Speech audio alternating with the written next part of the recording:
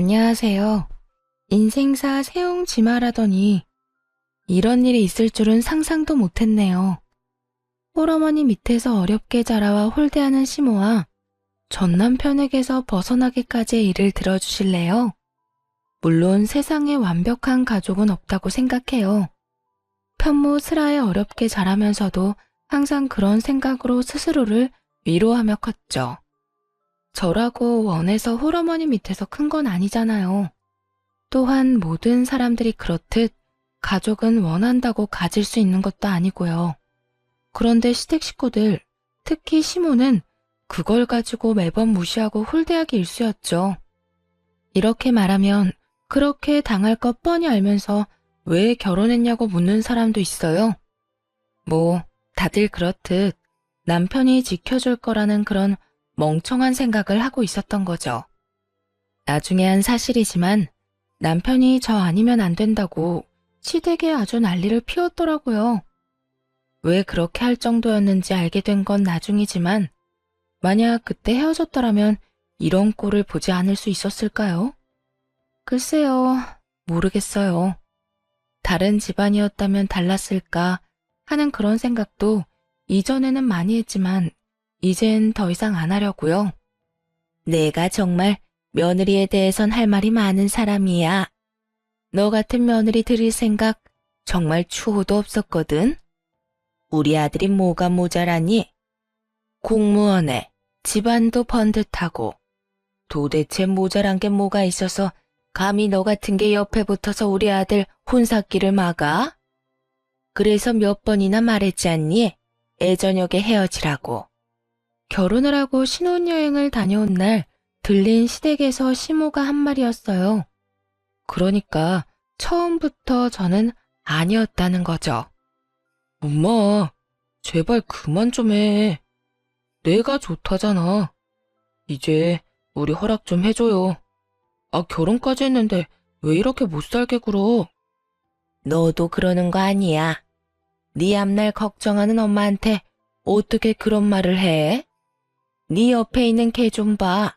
아휴, 내가 정말 부끄럽고 속상해서 어디 가서 며느리가 있다고 이야기도 못해. 하긴 결혼식에 남편 친인척은 잔뜩 왔는데 시모 지인은 몇 명 안 왔더군요. 그것만 봐도 알 수 있었어요. 시모가 저를 며느리로 인정하지 않는다는 거. 솔직하게 말하자면 결혼은 우리 둘의 일이니 남편과 잘 살면 될 거라고 생각한 게 너무 안일했던 거죠. 그 뒤로도 시모의 막말은 이어졌어요. 남편이 매번 뭐라고 하니 남편과 시부 앞에서는 더 이상 말을 못하고 둘만 있을 때 그러기 일쑤였습니다. 사사건건 트집을 잡아 저와 제 친정을 무시하는 이야기를 해댔죠. 똑바로 좀 하거라. 너 언제까지 아버지 없이 자란 티 낼래? 응? 시아버지 마음에 드는 게 그렇게 쉬운 일인 줄 알았니? 쓸데없는 짓 집어치우고 그냥 숨 죽인 듯 지내. 네 얼굴 보면 속 터지는 사람이 여기 한둘이야? 하긴 엄마 혼자 뭘 가르쳤겠어. 먹고 사느라 바빠서 애 교육은 뒷전이었겠지. 아으, 지긋지긋해. 언제까지 내가 네 뒤치다거리 다 해줘야 되니? 시부에게 사드리는 선물 하나조차 해도 그런 소리를 들어야 했어요. 게다가 밥상 차리는 것까지 시모에게 한 소리를 들어야 했죠. 그건 거기 아니야. 너는 밥상 차리는 거 하나도 제대로 못 배웠으면서 무슨 결혼을 한다고? 아유, 내가 뭘 바라겠어. 엄마 혼자 키운 딸려니 무식한 게 당연한 거겠지. 어쩜 순진하고 불쌍한 얼굴로 속만 뒤집어 놔? 지금 내가 하는 말이 심하다고 느껴지는 것 같지? 아니야. 그거 다들 그렇게 생각하고 있는 거야.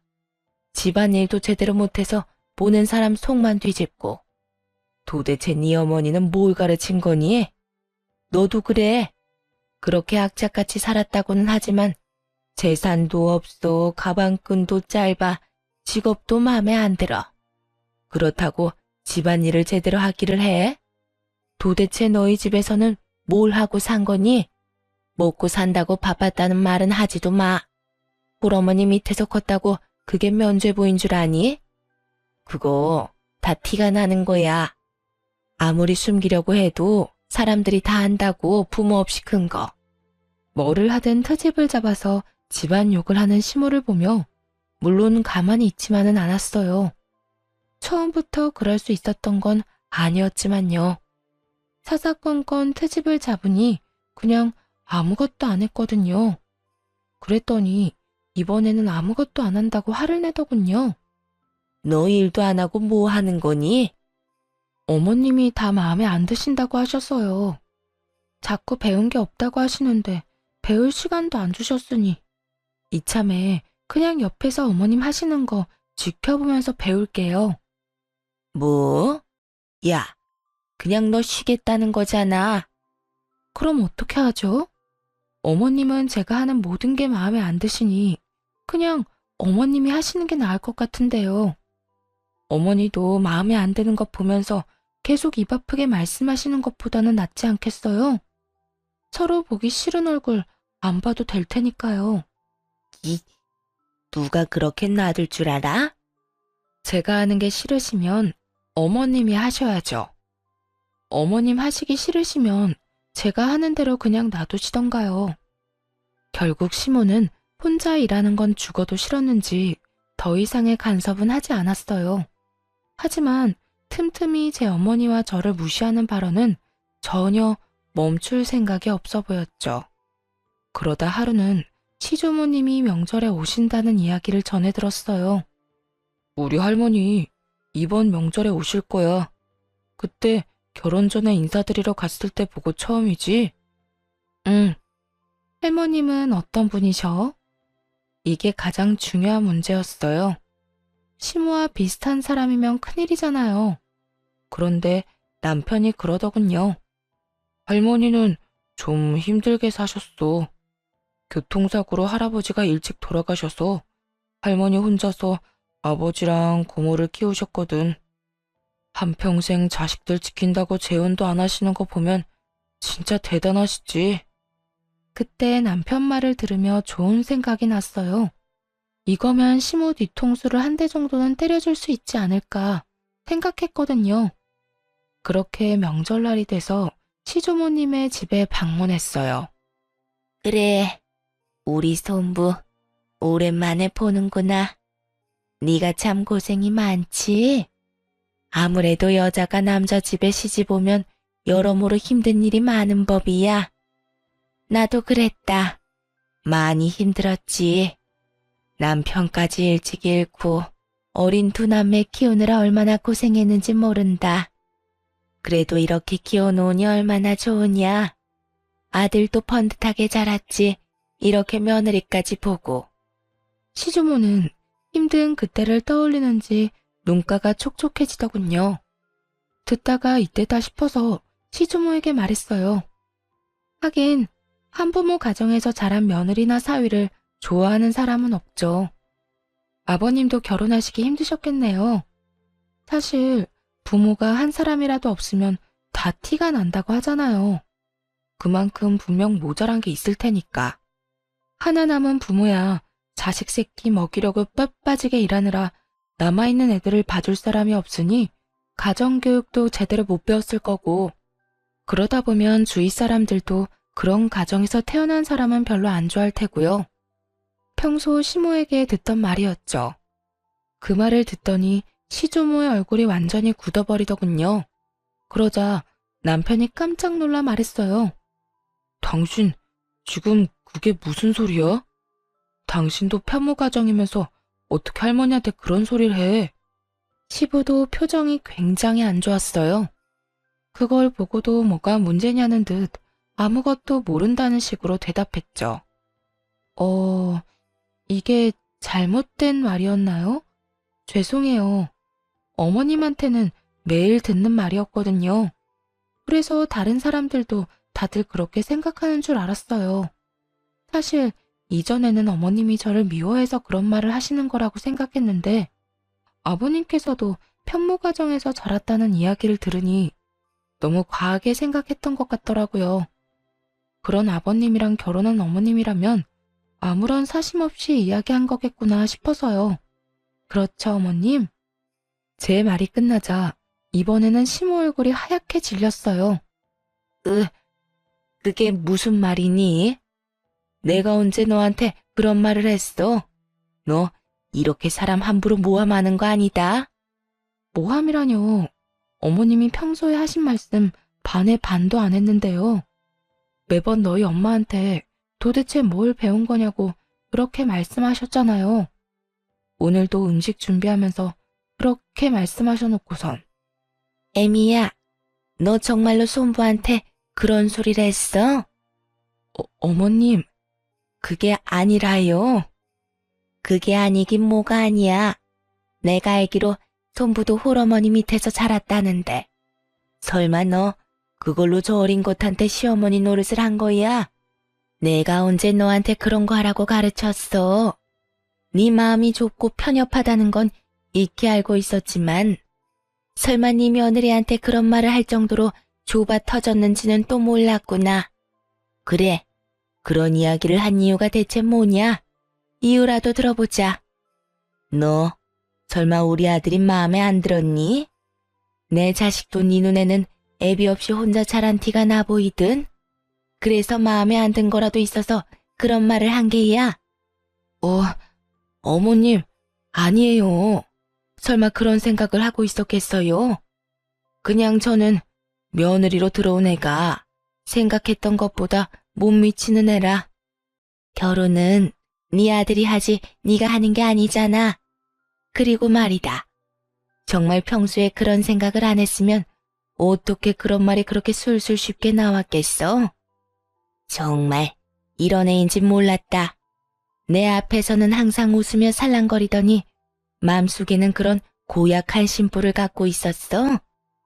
어머님, 죄송해요. 제가 실언을 했어요. 시모는 시조모에게 죄송하다며 빌다가 저와 눈이 마주치고는 부릅뜨고 노려보더군요. 뭐, 노려보면 어쩔 거예요. 지금 당장 혼나고 있는 건 시모고 저는 그저 피해자인데. 결국 시모는 무릎 꿇은 채로 시조모에게 미친 듯 혼나고 그 후 시댁 생활이 좀 더 편해질 수 있었죠. 시조모가 시모를 혼낸 다음 그러시더군요. 아가, 그런 말 귀담아 듣지 말거라. 정말 편협하고 속 좁은 인간들이나 그렇게 생각하는 거야. 나라고 애아빠를 일찍 잃고 싶었겠니? 그게 사람 마음대로 안 된다는 거 잘 알고 있다. 네 시어미가 하는 말에는 너무 마음 두지 말어. 그리고 앞으로도 저런 쓸데없는 말 짓거리면 나한테 전화해서 이야기하거라. 네 시어머니한테 한마디 해줄 테니. 그 이야기를 듣는데 마음이 든든하더군요. 그렇게 시모에게서 벗어날 수 있었어요. 시주모에게 잔소리를 듣고 일어나던 시모가 분한 듯 노려봤지만 뭐 어쩌겠어요. 이미 시조모에게 시모는 찍혀버린 것을요. 그동안 시부가 홀어머니 밑에서 컸다는 걸 몰랐는데 자기 부군이 그런 환경에서 자랐다는 걸 알면서도 그런 식의 욕을 할 수 있었던 시모가 어찌 보면 참 대단하기도 했죠. 그렇게 시모가 당한 뒤로는 절대로 그런 이야기를 안 하더군요. 시조모가 제 전화번호까지 받아갔거든요. 정기적으로 연락하라고요. 효과가 좋았죠. 그래서 저는 앞으로도 이렇게 평온할 줄로만 알았어요. 그 다음에 다가올 비극은 더 큰 것이라는 것도 알지 못하고 그 일이 있고 몇 달 뒤의 일이었어요. 그날은 몸이 안 좋아 일찍 집에 가 있는 상황이었어요. 남편이 왔는데 마중도 나가지 못할 정도로 기진맥진해 있었죠. 남편은 그날 회식을 하고 2차까지 갔다가 늦은 저녁이나 되어 돌아왔어요. 집에 도착해서는 친구와 통화를 하는데 아마 제가 자고 있다고 생각했던 것 같더라고요. 그러니까 그런 대화를 할 수 있었던 거겠죠. 야, 결혼 그거 별거 아니다. 네가 너무 진지하게 생각하는 거라니까. 뭐? 왜 결혼했냐고? 그렇지. 뭐 더 좋은 여자 만날 수도 있긴 했지. 근데 일부러 그런 여자는 안 만났어. 이게 무슨 말인가 싶었어요. 당연히 남편이 절 사랑해서 결혼했다고 생각하고 있었으니까요. 그래서인지 그때까지만 해도 그 뒤에 무슨 말이 나올지도 모르고 별 생각 없이 듣고 있었네요. 우리 와이프가 좀 불쌍하잖아. 가진 것도 없고 아버지도 없고 딱 봐도 뭔가 챙겨주지 않으면 안 될 것처럼 그렇게 보이지. 그래서 선택한 거야. 너도 알아도. 잘난 여자 만나면 남자만 피곤해. 다 맞춰줘야 하니까. 적당히 모자란 여자 만나면 네가 핸들링하기가 쉽잖아.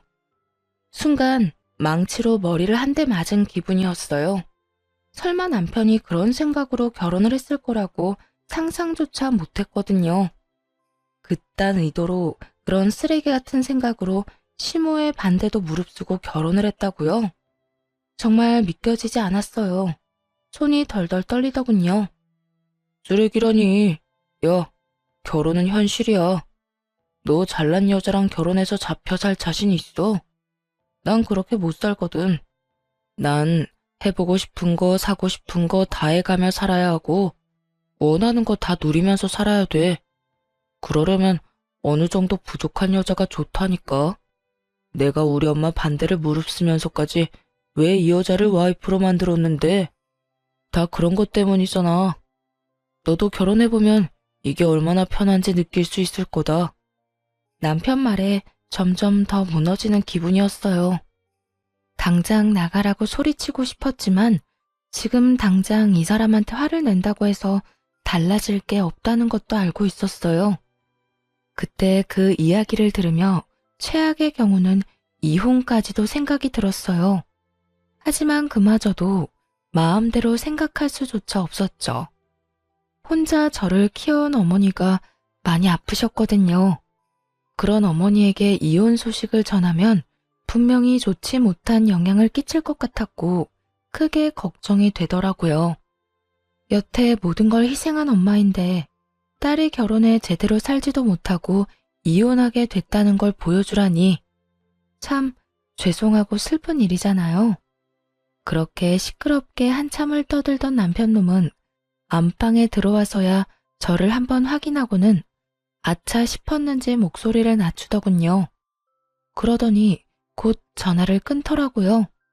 그리곤 슬그머니 제 이름을 부르는데 못 들은 척 했어요. 심장이 쿵쿵 뛰고 머리가 하얘져 어떻게 해야 할지 모르겠기도 하고요. 그래서 그냥 자는 척을 했죠. 그 뒤로 정말 미친 듯이 고민을 했어요. 이걸 어떻게 할까? 이혼을 해야 할까?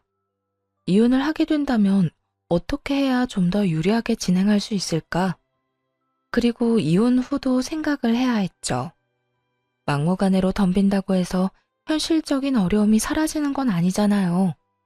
다행인 건 남편과 제 사이에 아이가 없어 이혼은 쉽겠지만요.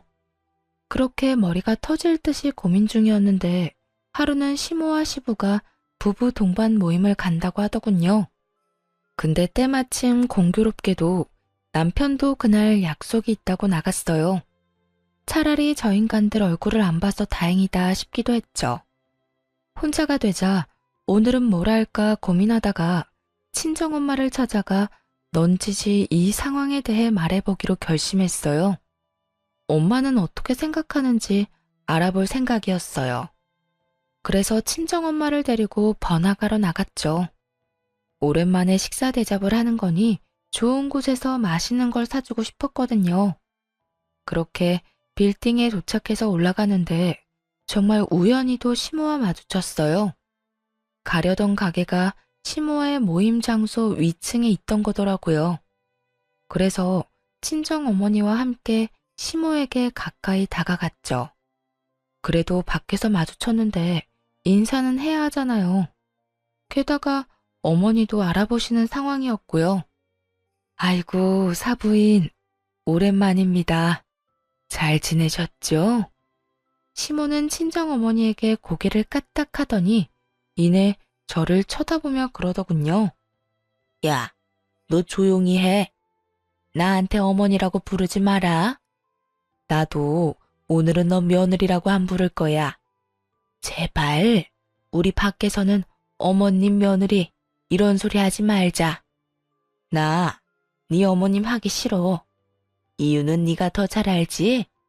게다가 이런 데 오면서 어머니 한 번만 모시고 오니 티가 안 낼래야 안 날 수도 없지. 하고 다니는 꼴 보면 누가 널 내 며느리로 볼까 무섭다 얘. 어쨌든 오늘은 마주치더라도 아는 척 하지 마.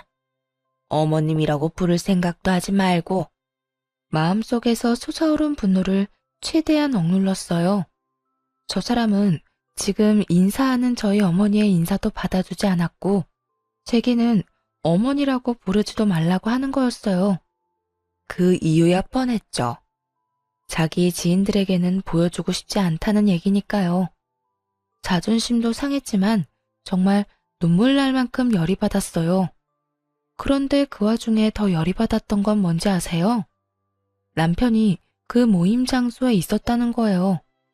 알고 보니 시모와 시부의 부부 모임이면서 자식들 내외도 다 같이 오는 모임이었던 것 같더라고요. 어릴 때부터 함께한 지인이다 보니 아마 자식들끼리도 친한 모양이었죠. 그런데 며느리인 저는 쏙 빼놓고 아들놈만 데려간 걸 보니 정말 뒤통수 맞은 기분이었네요. 게다가 이런 장소에 가면서 한마디 말도 없었던 남편에게도 마지막 정이 다 떨어지는 순간이었어요. 정말 그나마 남아있던 잔정도 말이죠. 예, 너희 시어머니 저기다 무슨 소리니? 왜 아는 척을 하지 말래? 너 혹시 결혼하고 무슨 일이 있었어? 아니야. 엄마 먼저 위에 가서 잠깐 있어. 아버님한테 인사만 하고 갈게. 저런 말을 듣고 엄마에게도 이런 꼴을 보이고서 이대로 그냥 갈 생각은 눈꼽만큼도 없었거든요. 시모의 저런 행동과 남편의 모습을 보니 그제야 깨달았거든요. 여기서 아무리 더 불행해진다고 한들 저 인간들이랑 같이 살면 그거야말로 더 불행하면 불행했지 나아지진 않겠구나라는 걸요. 거기까지 생각하고 일부러 시부를 찾아갔어요. 시부를 찾는 건 쉬운 일이었어요. 남들보다 키가 크셨거든요. 그 연세치고는. 성큼성큼 걸어가서 지인들과 함께 있던 시부에게 인사를 했어요. 안녕하세요, 아저씨. 제 호칭에 시부가 경악하더군요. 당황하며 제게 말했어요. 아가, 갑자기 웬 아저씨냐? 아, 방금 이 앞에서 시어머니를 만났는데 어머님이라고 부르지 말라고 하시더라고요. 절 며느리라고 소개하기 싫으신 것 같아서요. 그런데 그런 상황에서 아버님을 아버님이라고 부르면 어머님이 얼마나 황당하시겠어요. 그래서 어쩔 수 없이 아버님을 아저씨라고 불렀어요. 죄송해요. 그런데 어머님도 참 너무하시네요. 아무리 제가 탐탁지 않다고는 하셔도 그렇지 제 어머니의 인사까지 그렇게 무시할 필요가 있었을까요? 그 말에 시부 얼굴이 순식간에 당황으로 변하더군요. 설마 사부인이 보는 앞에서 너한테 그런 이야기를 한 건 아니지? 저희 어머니 보는 앞에서 말씀하셨고요. 저희 어머니 그거 다 들으셨어요. 이젠 저도 어떻게 해야 될지 모르겠네요. 제 이야기를 들은 시부가 노발대발하며 시모를 찾더군요. 그 덕에 남편도 시부가 있는 곳을 찾아왔어요. 그리고는 제가 여기 있는 것을 보고 깜짝 놀라더군요. 당신이 왜 여기 있어? 왜? 내가 오면 안 되는 곳에 왔어? 아니, 그게 아니라 그런데 왜 이렇게 소란스러운데? 그건 당신 엄마한테 물어봐. 결국 시끄러운 소리에 시모가 시부를 찾아왔죠. 아니, 당신은 도대체 왜 이렇게 시끄럽게 굴어요? 어머, 넌? 시부에게 말을 걸다가 그 앞에 있는 저를 보고 깜짝 놀라더군요. 당신 대체 생각이 있어 없어? 어떻게 며느리한테 그런 이야기를 해? 사부인 보는 앞에서. 제가 뭘 어쨌다고 그래요? 그냥 조용히 지나가고 싶은 마음에 아는 척하지 말라고 한 것뿐이에요. 이게 그냥 조용히 지나갈 일이야? 어떻게 사부인 보는 앞에서 며느리한테 시어머니라고 부르지 말라고 할 수가 있어? 당신 진짜 생각이 있는 거야, 없는 거야? 저번부터도 그렇지만 아무리 생각해봐도 도저히 이해가 안 돼. 왜 이해가 안 돼요? 난 이해가 되는데. 애초에 저런 애 며느리로 받아들일 생각 없었다고요. 쟤보다 훨씬 괜찮은 여자애도 많았는데 왜 저런 애가 우리 아들 와이프인 거예요? 대체 왜? 당신은 그게 싫지도 않아요? 그 수많은 재원들.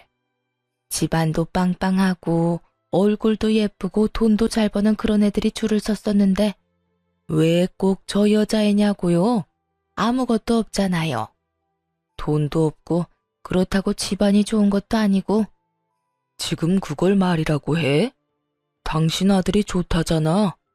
좋아해서 결혼한 사람한테 뭘 더 바라는 건데. 두 분이 크게 싸울수록 남편놈 표정은 일그러져 가더군요. 그러더니 저를 어디론가 끌고 갔어요. 그렇게 조용한 곳에 도착하고서 곧 따지듯이 묻더군요. 아무리 그래도 그렇지. 사람이 이렇게 많은데 어떻게 두 분 싸움을 붙일 수가 있어? 너 이거밖에 안 되는 애였어? 이야기를 다 듣긴 들은 거야?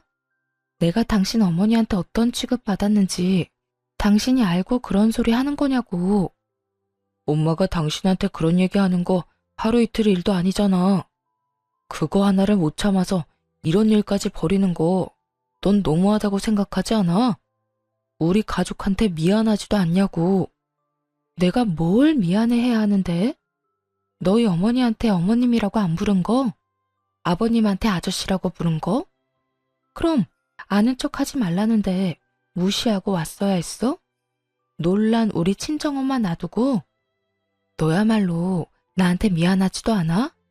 넌 왜 나한테 거짓말하고 여기 왔는데? 너도 내가 마누라인 거 어디 가서 말하기 싫어? 그건 엄마가 이야기하지 말라고. 이런 행동이 문제인 거야. 그럼 당신 엄마가 당신더러 나랑 이혼하라고 하면 당신은 이혼하겠네? 그건 아니지. 내가 당신하고 결혼하라고 얼마나 애를 썼는데. 당신도 알잖아. 내가 엄마 설득한 거. 그래. 그래서 내가 등신같이 그거 믿고 당신이랑 결혼했지. 근데 너도 너희 엄마랑 똑같아.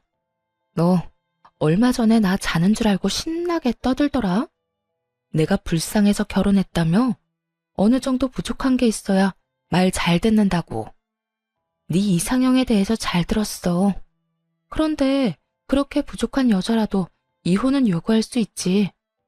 내가 그간 너희 엄마한테 무시당하면서 이혼 생각 안 해봤을 것 같아? 그런데 참았어. 근데 오늘 우리 엄마도 똑같이 무시당했거든? 그건 못 참겠더라. 그래서 너랑 이혼하려고. 당신 엄마 그렇게나 며느리가 싫다는데 내가 때려치울게. 그게 너도 좋잖아. 그러니까 너도 아웃이야. 야, 네가 뭔데 나한테 아웃이니 많이 해. 너 따위가 나한테. 그래, 너한테 나는 그따위지. 더 좋은 여자 만나서 살면 되잖아. 왜 그따위 여자한테 매달려? 왜? 너무 잘난 여자 만나면 맥도 못 추릴까 봐 그래? 너무 돈 많은 여자 만나면 네 맘대로 못할 것 같아서 그러냐고. 나같이 부족한 여자 만나야 네 맘대로 살 수 있으니까. 이런 인성 파탄자 같으니 그걸 사랑이라고 믿은 내가 미친년이지. 야, 말이 심하잖아. 심해? 네가 더 심해, 이 나쁜 놈아. 너도 네 엄마도 최악이라고. 부족한 마누라가 다루기 쉽다고? 그 부족한 마누라한테 이혼이나 당해봐. 그날 그렇게 남편놈에게 이혼을 요구하고 친정엄마와 식사를 했어요. 그리고 친정엄마에게 이혼 이야기를 슬쩍 꺼냈죠. 자세한 이야기는 하고 싶지 않았는데 그걸 아셨는지 어머니도 더 묻지는 않더라고요. 하지만 이전의 시모와의 대화로 시댁에서 어떤 취급을 받고 있는지 다 파악하신 것 같더군요. 그렇게 식사를 마치고 집에 돌아와 짐을 싸고 있으니 남편놈이 옆에 붙어서 계속 말을 걸었어요. 당신 진짜 나랑 이혼할 거야? 내가 한 번만 봐줄 테니까 다시 한 번만 생각해봐. 난 당신이랑 이혼 못해. 내가 지금 당신이랑 이혼해봐. 내 평판이 어떻게 되겠어? 당신이 어찌 됐든 나는 이혼남 딱지 달고 사는 거 싫다고. 그러니까 이혼은 꿈도 꾸지 마. 기가 찼습니다. 이혼을 하기 싫다는 남편놈의 이유는 자기 평판 때문이었어요. 그렇게 짓거리더니 이혼하고 싶지 않다며 협박을 하더군요. 그렇지만 시모의 반응은 달랐어요. 굉장히 좋아했거든요. 짐을 싸는데 기분이 정말 더럽더라고요. 그리고 오기도 생겼죠. 내가 너희보다 더 잘 살아내겠다고. 그래서 결국에 웃는 사람이 나라는 걸 보여주겠다고 말이죠. 그런데 언제나 힘든 일은 한꺼번에 오더군요. 이번에는 이혼 소송 도중에 친정엄마가 돌아가셨어요. 원래부터 몸이 안 좋으시긴 했어요. 그래서 병원 진료도 받았고요. 그런데 시모와 마주치고 저의 상황에 대해 아신 뒤로 컨디션이 급격히 안 좋아지시더니 그렇게 손 쓸 틈도 없이 돌아가셨죠. 너무 힘들었어요. 그런데 어떤 멀끔한 아저씨가 와서는 부의금으로 1억을 내고 가신 분이 계셨어요. 그것도 제게 직접 전해주셨죠. 그 아저씨를 붙잡고 물어봤어요. 왜 그렇게 큰 돈을 준 것인지. 내가 아가씨 엄마한테 신세를 많이 줬어. 사실 그 돈으로도 모자라지. 더 주고 싶은데 아가씨가 그걸 안 좋아할 수도 있다는 생각이 들어서 자제한 거야. 엄마에게 신세를 졌다고요? 엄마는 그런 얘기 없었는데. 혹시 혼자서 하기 힘든 일 있거나 버거운 일 있으면 나한테 연락해요. 나라도 대신해서 열심히 아가씨 도와줄 테니까.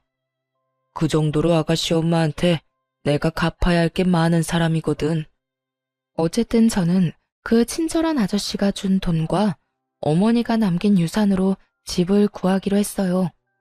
여자 혼자 집을 보러 다니면 위험한 일이 있을 것 같아 그 아저씨에게 조심스럽게 연락을 했죠. 그리고 생각보다 좋은 집을 생각보다 좋은 조건에 계약할 수 있게 됐어요. 그 아저씨는 저와 함께 다니며 아주 꼼꼼하게 모든 걸 다 알아봐 줬어요. 무엇보다 안전한지부터 확인하더군요. 참 고마운 분이셨죠. 그래서 집 계약한 날 아저씨에게 식사 대접을 하기로 했어요. 그런데 그곳에서 정말 우연찮게도 다시 시모와 마주쳤어요. 아무래도 생활권이 좁은 지방인데다가 남편과 자주 다니던 곳이 시모의 단골 가게이기도 하니 계속 마주치게 되더라고요.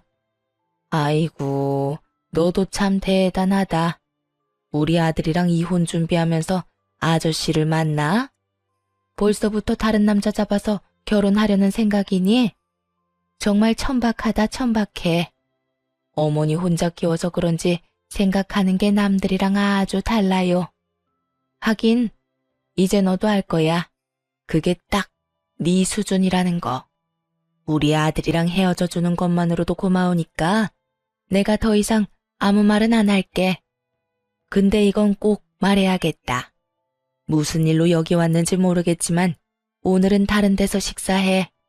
오늘 우리 아들 여기서 중요한 약속이 있어. 그러니까 네가 나가줘. 그 이야기를 듣고 있는데 정말 어이가 없더라고요. 이 가게가 자기 것도 아니면서 뭘 나가라 말아요. 한마디 하려는데 옆에 있던 아저씨가 참지 못하고 나섰어요. 아줌마는 뭔데 우리더러 나가라고 하는 겁니까? 아줌마가 이 가게 사장님이라도 돼요? 사장은 아니지만 이 애랑 내가 그리 좋은 사이는 아니거든요. 그리고 그쪽도 딸 같은 애 데리고 이런 데 와서 밥 먹고 그러는 거 좀 그렇지 않나? 남들 보기 얼마나 부끄러운지도 모르고. 하긴 그런 짓 저지르는 사람들은 부끄러움도 모르더라. 저 아저씨를 싸잡아 모욕한 시모의 입은 정말 한 대 쳐주고 싶을 만큼 얄미웠어요. 제가 여기 사장 지인입니다. 아주머니야말로 정신이 나갔네. 나랑 이 아가씨가 어떻게 그런 사이로 보여요? 뭐 눈에 뭐만 보인다더니 생각하는 것도 천박한 것이. 아가씨는 대체 이런 사람이랑 어떻게 아는 사이야? 지금 이혼 소송 중인 전 남편 어머니예요. 아, 이 아줌마가 아가씨 엄마를 무시했다던 그 사람이에요? 아가씨도 무시하고? 네, 저희 엄마가 인사하셨는데 인사도 다 무시하고 엄마 보는 앞에서 저한테 어머님이라고 부르지 말라고 너 같은 며느리 부끄러워서 어디 내놓기 힘들다고 그렇게 말씀하셨던 그분이세요. 제 말이 끝나자마자 아저씨는 시모를 아래 위로 훑어봤어요. 그런데 시모도 지지 않고 아저씨를 아래 위로 훑어보더군요. 그러더니 아저씨 하는 말은 싹 다 무시하고 저한테 이야기하더군요. 안 나갈 거면 우리 아들 방해나 하지 마. 우리 아들 오늘 선 보는 자리야. 턴볼 여자분 집안이 빵빵한가 보죠. 빵빵하다 마다. 부모님이 의사야. 그것도 꽤나 큰 병원에 계시고 너하고는 비교조차 안 되지. 그럼 학교도 좋은 데 나왔겠네요. 당연한 얘기 아니니? 인서울의 유명한 대학 나와서 해외 유학까지 한 채원이야. 한마디로 엄청 잘난 여자란 얘기네요. 뭐 어차피 안 될 것 같은데 잘해보세요. 제가 그렇게 말하자 저에게 따지고 싶어 하던 시모가 입구 쪽을 보고 살짝 눈이 굳었어요. 며느리감으로 시모가 점 찍어 놓은 여자가 들어오고 있었던 거죠. 시모는 제게 한마디도 없이 후다닥 그 여자가 들어오는 곳으로 향했어요. 그걸 뒤로 하고 아저씨와 식사를 하고 이야기를 나누고 있었어요. 그런데 예상보다 일찍 남편의 선자리가 끝났더군요. 게다가 주선자들이 있는 상태로 말이죠. 여자 쪽 사람들이 나가자마자 시모가 제게 왔어요. 도대체 이게 다 무슨 일이냐? 너 뭔가 알고 있지? 마지막에 그 아가씨 오기 전에 너 나한테 뭐라고 했잖아. 그런데 시모가 그런 이야기를 하는 도중 남편 놈이 저를 알아보고는 딱 달려오더군요. 당신도 여기 있었어? 날 봤으면 아는 척 해야 될 거 아니야. 그리고 옆에 이 아저씨는 누군데? 너 설마 그동안 다른 남자 만났어? 너 우리 이혼 소송 기간이라도 다른 남자 만나면 유책 배우자 되는 거 몰랐어? 와, 너 진짜 웃긴다. 얌전한 고양이가 부뚜막에 먼저 올라간다더니. 이 녀석아, 좀 가만히 있어봐. 엄마 이야기하잖아. 어서 이야기해봐. 너 도대체 뭘 아는데? 저 여자가 우리 아들 싫다고 할 줄 알았느냐고. 어머님은 아드님을 정말 모르시네요. 그 아드님 이상형이 어떻게 되는지 알아요? 어떤 여자랑 결혼하고 싶어 하는지는 알고서 선자리 봐주시는 거냐고요. 여자가 예쁘고 똑똑하고 돈 많으면 됐지. 돈도 잘 벌고. 그거 아니야? 어머님 아들은요. 그런 여자가 이상형이 아니에요. 한눈에 봐도 불쌍해 보이는 여자가 그 사람 이상형이거든요. 그런 인간한테 매번 잘난 여자를 들이밀면 당연히 싫다고 하는 거죠. 우리 아들이 왜 그런 여자를 좋아해? 너 미쳤니? 네가 우리 아들 이상형이라고 말하고 싶은 거야? 설마요.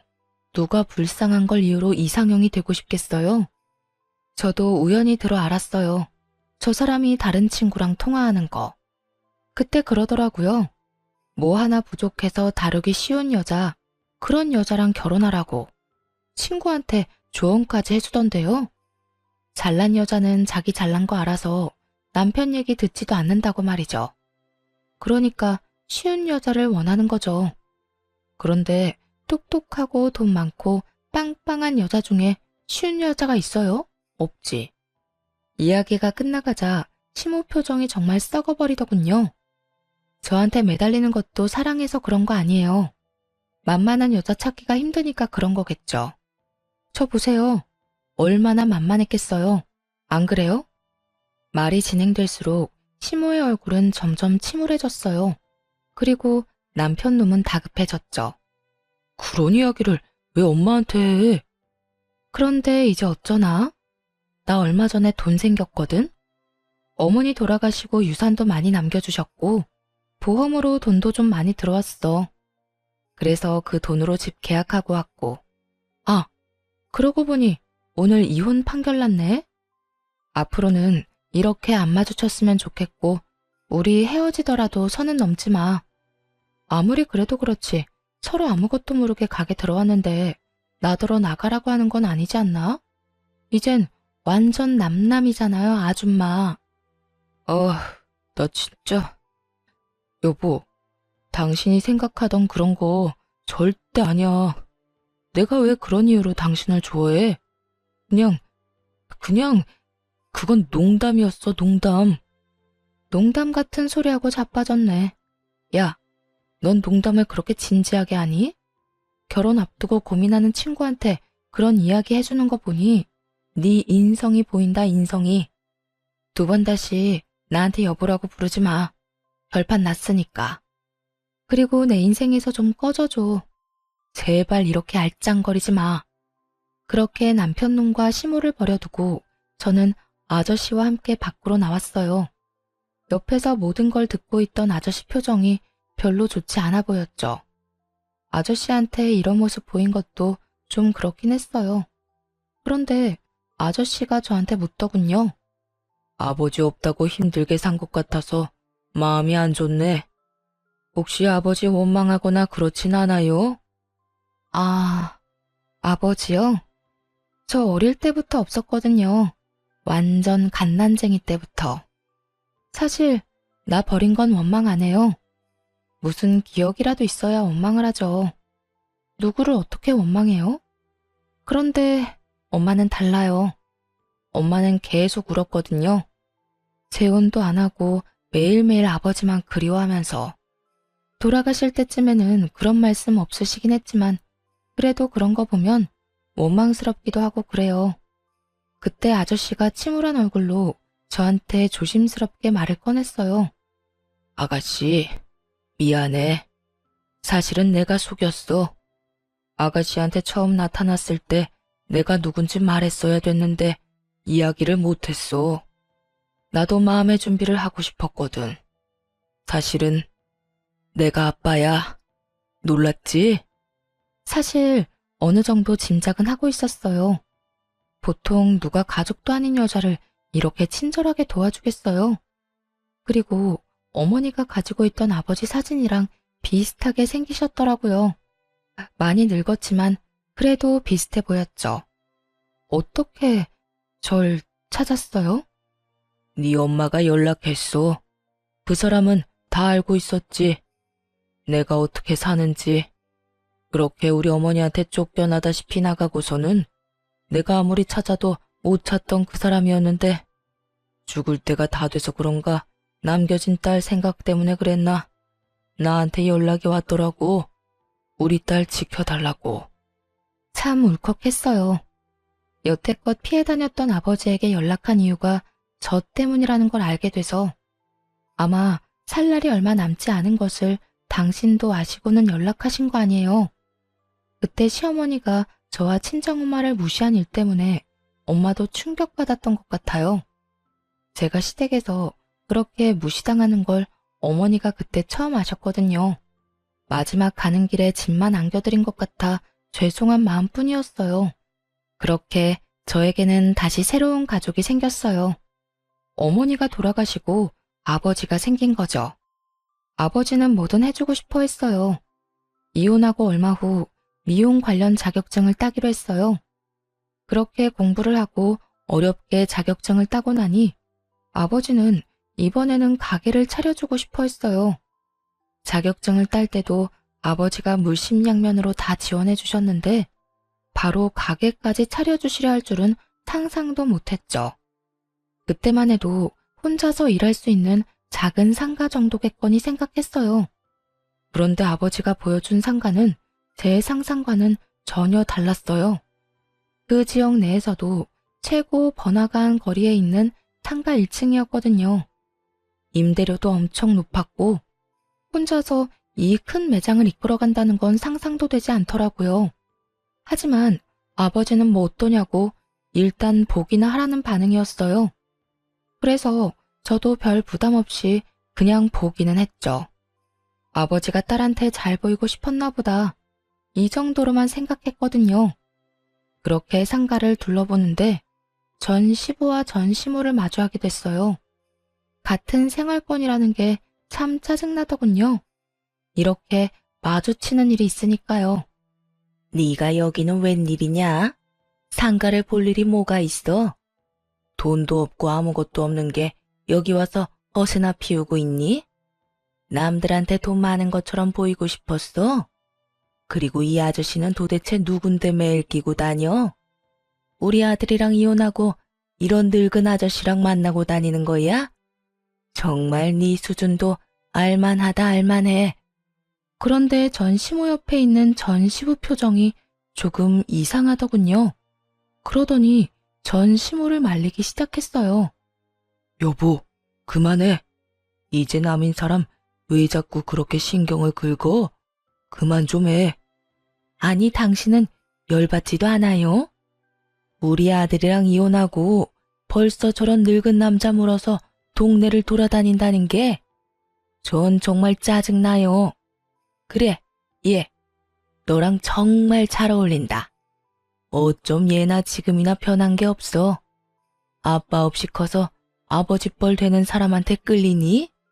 그런 주제에 우리 아들이랑 결혼은 왜 했어? 입에서 나오는 그 더러운 소리를 듣고 있으려니 기분이 나빴어요.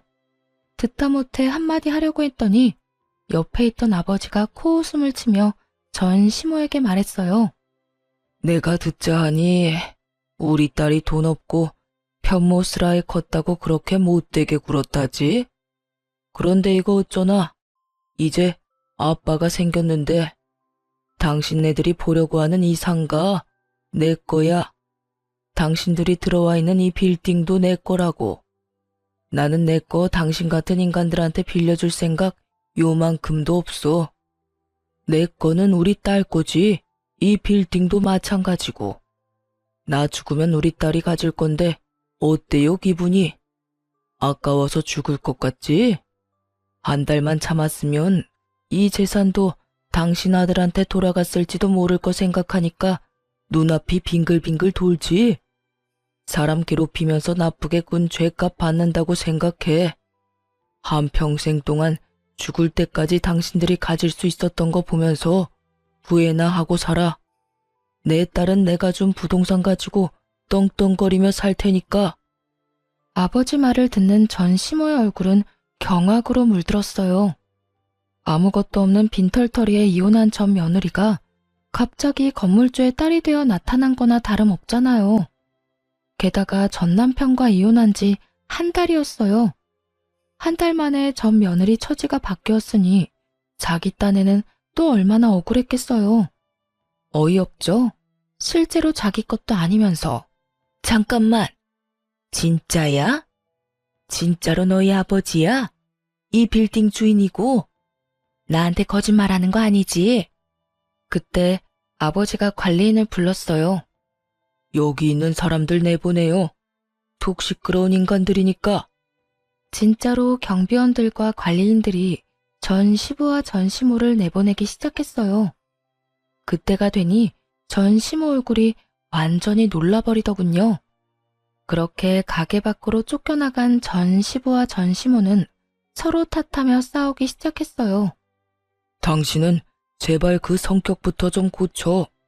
저번에도 사람들 보는 앞에서 며느리한테 그딴 짓 해서 사람들이 우리를 우습게 하는데 지금도 봐. 당신 때문에 원하던 상가도 계약 못하게 됐잖아. 아니, 일이 이렇게 된 게 제 잘못이에요? 걔가 갑자기 웬 남자 끼고 돌아다니니까 그냥 궁금해서 그런 얘기 한 거지. 그건 이야기가 아니라 모욕이지. 그리고 옆에 있던 사람이 아버지인데 그 아버지 앞에서 늙은 남자를 물었다느니 어쩌니 그런 소리를 해? 도대체가 정신이 제대로 박힌 거야? 어휴, 저놈의 옆에 내 입이 방정이지. 결국 나중에 전 시모가 어떻게 알았는지 저희 집에 찾아와서 저한테 사정사정 하더군요. 예, 아가. 내가 여태 너한테 그렇게 모질게 군 거 다 내가 잘못했다.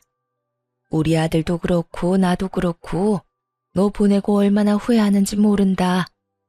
내가 앞으로는 절대 그런 짓 안 할 테니 다시 돌아와주면 안 되겠니? 저는 전시모가 그렇게 굽실거리는 모습을 처음 봤어요. 싫어요. 여태까지 아무것도 모르고 병신처럼 그런 취급 당하면서 살았는데 다시 또 돌아가라고요? 참 양심이 없으시네요. 어떻게 저한테 다시 돌아오라는 말을 할 수가 있죠? 어머님이 제 가슴에 박은 대못이 얼마나 많은지 기억도 안 나죠? 미안하다. 미안했어. 내가 잘못했다니까. 죄송한데 헛소리는 그만 좀 하시고 저한테 와서 왜 이러는지 잘 알아요. 제가 아니라 제 아버지 재산이 탐나는 거겠죠. 그러니까 우리 아버지 말처럼 그냥 그렇게 평생을 후회하면서 사세요. 가지지 못한 거, 가질 수 있었던 거, 반쯤은 손에 들어왔던 거, 이 근처 지나가면서 항상 그렇게 느끼시라고요. 아참, 그리고 그렇게 원하던 돈 많고 집안 빵빵한 며느리 잘 찾아보세요. 아드님 정신머리로 어머님 원하는 며느리 만날 수 있으려나 모르겠지만요. 제발 어떻게 안 되겠니? 네 시아버지가 네 가게 들어가는 그 1층 상가가 너무 갖고 싶다는데 내가 그런 말에서 망쳐버렸으니 어떡하니? 내가 책임을 지는 게 맞지. 그럼 더 좋은 가게 알아보시면 되죠. 상가가 어디 거기뿐이에요. 한 번만 더 말도 안 되는 소리 짓거리면 정말로 이 근처에는 발도 못 디디게 해줄 거예요. 당신이 전 며느리한테 어떤 짓 했는지 내가 다 까발릴 거라고. 그런 소문나도 동네 돌아다닐 수 있는지 어디 한번 봅시다. 결국 제 말에 전 시모는 망연자실 앉아만 있더군요. 그런 전 시모를 내버려 두고 나왔죠. 이제 와서 욕심이 나긴 했나 보더라고요. 사촌이 땅을 사도 배가 그렇게 아픈데 이혼한 전 며느리가 알고 보니 극지 않은 복권이었다는 걸 알았으니 이미 손안에 들어왔던 거나 마찬가지인 복권을 포기한 거나 다름없잖아요. 평생 그 생각으로 고통받으며 살 거 생각하니 웃겨서 웃음이 멈추질 않더군요. 그 뒤로 그 사람들 연락을 받은 적은 없어요. 제가 먼저 알아볼 생각도 없고요. 그냥 안 보고 사는 게 제일 낫다는 생각을 하고 있어요. 살다 보니 참 이런 일도 생기는군요. 홀가분하면서도 쓴웃음이 나오지만 그래도 탈출하고 나서는 마음이 훨씬 편해요. 아마 계속 참기만 하고 그 사람들과 살고 있었다면 언젠가 했던 생각처럼 불행했으면 불행했지 이런 날은 오지 않았을 거예요. 아버지를 만나 제 배경이 바뀐 것을 알고 전 시모의 태도가 바뀌었다 해도 그건 그거대로 기분이 좋지만은 않았을 거고요. 이제는 그런 일도 있었지 하고 털어버리고 새 미래를 향해 나아갈 생각입니다. 그래도 힘든 일이 있으면 좋은 일도 생기는 법인 것 같아요. 긴 글 읽어주셔서